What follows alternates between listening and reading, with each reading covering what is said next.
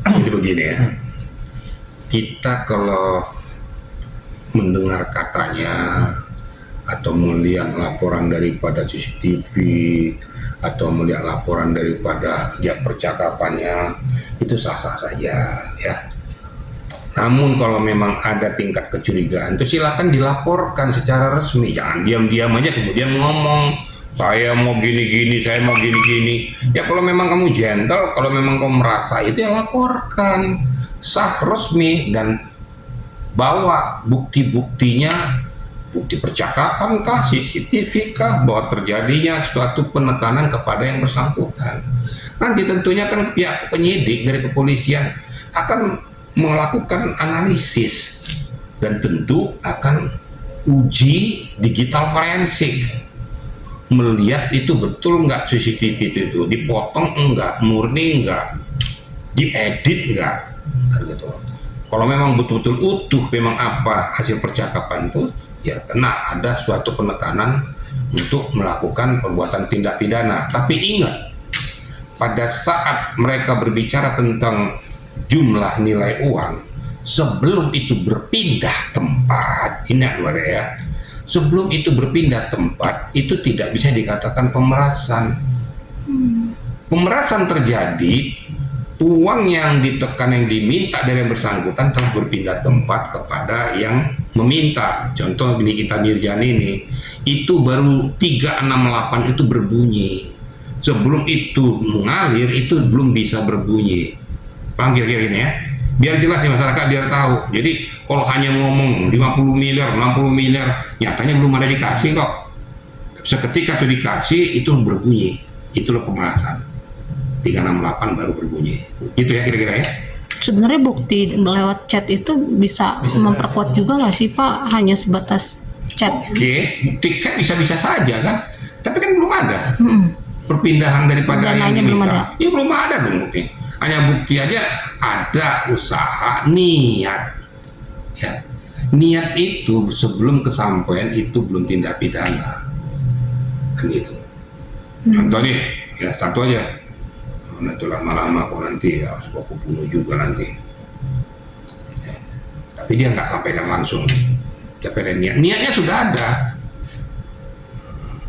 niat ada tapi faktanya belum ada, Belum dieksekusi. belum dieksekusi. Bagaimana mau kita angkat jadi perbuatan tindak pidana? Hanya itu perlu kewaspadaan daripada pihak yang merasa diancam atau merasa mau diperlakukan suatu perbuatan tindak pidana untuk mawas diri. Itu biar masyarakat tahu nih bagaimana kriteria-kriteria ini ya. Beda dengan seperti contoh ujaran kebencian, itu kan sudah dipublikasikan, sudah diucapkan, sudah diungkapkan, sehingga muncullah ujaran kebencian tersebut yang menjatuhkan harkat martabat seseorang dengan tata bahasa yang tidak layak. Itu dilindungi oleh Undang-Undang ITE. Kira-kira gitu ya. Pak, tapi status hukumnya Doktif kan selain ditetapkan jadi TSK, ada lagi laporan yang dari pihak Reza Gladys. Nah ini juga banyak yang berpikir bahwa sebegitu hebat backingannya dari Dr. Reza Gladys karena laporan-laporan untuk Doktif itu selalu diterima katanya gitu Pak. Padahal yang tadi disebut uang aja kita belum tahu nih berpindah atau tidaknya gitu Pak. Nah terus tapi pihak dari RG ataupun lawan-lawan yang tidak suka dengan Doktif tuh langsung mempublikasikan terus gitu Pak. Itu gimana Pak? Kecil tergantung pada Doktif, merasa nggak dia dihina, merasa nggak dia dipojokkan, kemudian mengenang nggak dengan pencemaran nama baiknya, mengenang nggak dengan ujaran kebencian, tergantung ya. Sekarang kalau hanya ngomongnya tapi yang bersangkutan si korban tidak melaporkan, tidak mempublikasikan ataupun tidak memberikan istilahnya permohonan perlindungan hukum kepada pihak kepolisian, ya gimana mau bunyi? Udah lapor tapi katanya belum diproses, justru laporannya Gladys yang cepet ya, yang dibilang tadi tuh Pak, dia punya backingan kuat di instansi kepolisian. Nah, Kuat. Percaya dengan saya, Nikita Mirzani tidak akan bisa bersidang kalau si Reza tidak diperiksa. Karena itu kan saksi pelapor, saksi korban nantinya, kan gitu. Kalau hanya Nikita, kamu telah melakukan pemerasan terhadap seseorang tapi dia saja, apa buktinya? Ya pasti akan dipanggil dong, dimunculkan dong siapa saksi korbannya. Nah saksi korban yang tanya kenapa kamu kasih uang, di situ terkuat. Makanya saya bilang sebelum itu masuk ke meja sidang pengadilan, ya itu harus diperiksa. Kalau Reza tidak diperiksa, saya yakin Nikita bebas murni. Karena tidak ada yang dikorbankan, hanya pemerasan aja. Tapi yang dikorbankan itu ataupun yang melaporkan itu tidak diminta keterangan. Bagaimana nggak yang bersambut? Kan nggak ada. Makanya sabarlah kita. Saya yakin kalau berani penyidik sudah mentersangkakan, tentu dari pihak si pelapor sudah diperiksa itu.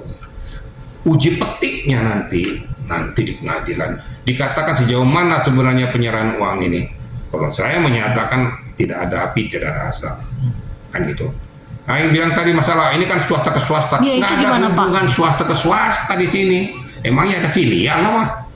Iya, kuasa hukum yang lain berkomen Ya, bahwa ngaco itu namanya tuh, apa hubungan swasta ke swasta. Berpindahnya uang ini kepada si Nikita ini apakah cuma-cuma? Apa sodako? berarti pihak Reza bisa dikenakan pasal Loh, kalau suap menyuap seandainya nanti terjadi setelah pemindahan nih, ada unsur penekanan. Loh, kalau memang dia tidak merasa ada apa-apa, enak aja lu nekan-nekan gue loh. Nggak usah dikasih uangnya, laporkan aja ke polisi. Kan gitu. Kenapa dikasih uangnya? Berarti ada sesuatu. Apa sesuatu itu? Berarti ada sesuatu yang harus ditutupi. Kebetulan dia berkaitan dengan masalah skincare. Kenapa dikasih? Kalau memang betul skincare benar, memenuhi standar, tidak overclaim, tidak underclaim, berarti ada something. Ini diberikan kepada yang bersangkutan, gitu loh. Jadi berpikirnya itu seperti kayak gitu. Berarti ada case. Omong kosong, kalau tidak ada case, uang bisa berpindah tempat. Pasti ada case. Apa dia mencari dibunuh? Kan enggak. Berarti ada sesuatu. Ada apa itu? Berarti kebetulan dia sedang melakukan kegiatan bisnis tentang masalah skincare. Itu aja, dari gampang-gampang aja gitu loh. Berarti dari sini awal mulanya kenapa kamu kasih. Kalau skincare ini bener. Apa hebatnya sini kita harus dikasih 4 miliar, hebat banget. Itu bukan uang dikit. Berarti ada sesuatu yang lebih besar lagi akan terkuak kalau seandainya itu tidak dilakukan. Nah, faktanya setelah dilakukan mungkin terjadi diskusi dan lain sebagainya. Wah, ini sudah kebangetan ini, kok kita diperhatiin ini, dilaporkan lah. Dia nggak sadar, dia melaporkan, dia juga kena. Jadi nggak ada itu hubungan swasta ke swasta apa itu. Mana ada uang penyerahan uang dari seseorang ke orang lain, uang swasta ke swasta. Terus ada besok filial kan, ada lembaga negara, kan ngarang-ngarang aja itu. Jadi orang kita kalau melihat konstruksi hukum itu harus utuh gitu loh. Utuh hubungan sebab akibat. Sebab ini makanya akibatnya begini.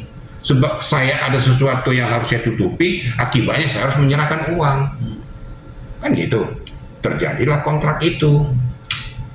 Makanya muncullah kata-kata pemerasan itu. Pemerasan itu bukan harus ngegebukin orang. Nggak ya, pemerasan itu bukan harus ngegebukin orang. Ada dibilang harus didahului dengan tindakan kekerasan. Enggak, bukan harus dengan gitu. Harus bisa. Contoh, ya lu silakan aja, lu nggak mau kasih nggak apa-apa. Tapi ya lihat aja ntar gua publikasikan ini, gua blow up. Apakah ada tindakan kekerasan? Kan nggak ada. Nah, jadi jangan salah mempersepsikan kalau ngomong tuh, lihat dulu akar masalah substansinya, lihat unsur-unsur yang mengikat itu dilihat gitu loh. Baru kita ngomong jangan asal jeblak aja gitu loh. Kira-kira gitu ya, kira-kira ya. Pak, terkait bocoran-bocoran isi chat pemerasan itu yang dipublish sama pihak lawan NM sendiri, itu bisa dilaporkan juga nggak sih Pak? Karena Nah, ini yang perlu dicermati. Makanya ya, kalau tidak mau kena jangan berbuat. Kalau kamu tidak mau diperas oleh orang, jangan kau melakukan produk yang bermasalah. Si pemeras ini kan tahu bahwa kau melakukan produk-produk bermasalah. Di titik critical point ini terjadilah bargaining position. Lo kagak ini, gua kasih tahu nih, hancur lo, kena penjara, produkmu ditutup semua, kamu rugi besar, denda kepada negara, pilih mana? Kan gitu. Nah, supaya ini jangan terjadi, jangan lakukan. Ikuti aja ketentuan negara, ikuti aja ketentuan BPOM. Ikutin aja ketentuan standarisasi daripada dinas kesehatan. Selesai kan, mau diperas apa pun enak aja loh. Gua aja bikin susah, enak aja lo mau minta duit sama gua. Kan bisa dia ngomong. Tapi kalau seandainya dia tahu celah kelemahannya, mau ngomong gitu, ya nggak apa-apa, silakan aja. Tapi ingat, lo korban jauh lebih besar ruginya. Nah, makanya jangan berbuat, supaya jangan diperes. Kesimpulannya gitu, karena pemeras-pemeras ini memanfaatkan situasi kelemahan daripada seseorang.